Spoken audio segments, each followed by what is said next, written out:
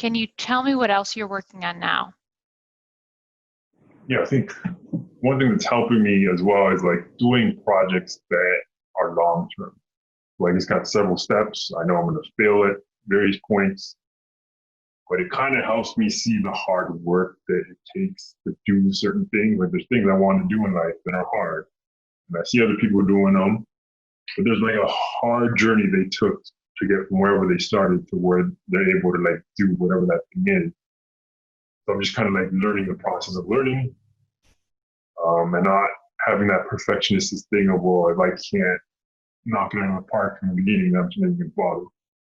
Um, yeah. So, and I also read this thing of like, there was a photography class where one half of the class was going to be graded on the amount of pictures they did, and another was going to be graded on like coming up with a perfect picture.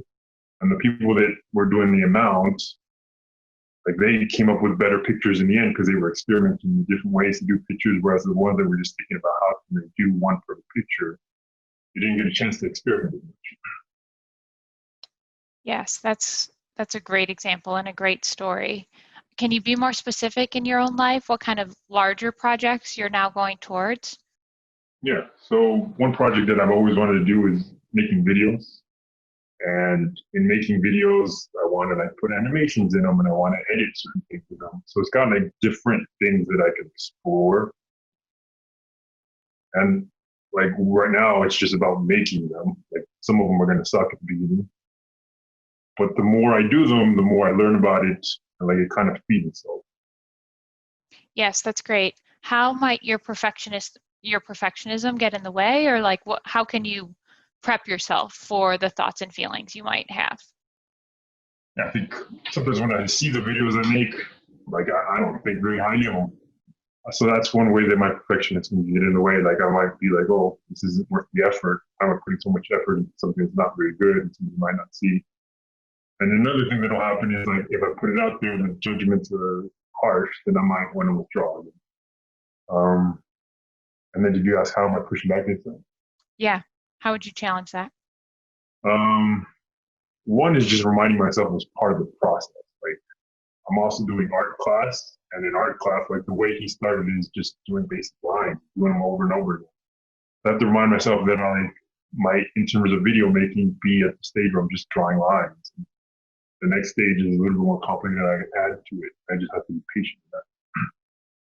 Yeah, so it sounds like you were able to move from kind of activities of daily living where your anxiety was in the way, where whether that was talking to someone in class or seeing someone in the hallway, seeing someone in your dorm, or eating with your hands, those were all like tasks, hard, challenging tasks that you were doing in everyday life.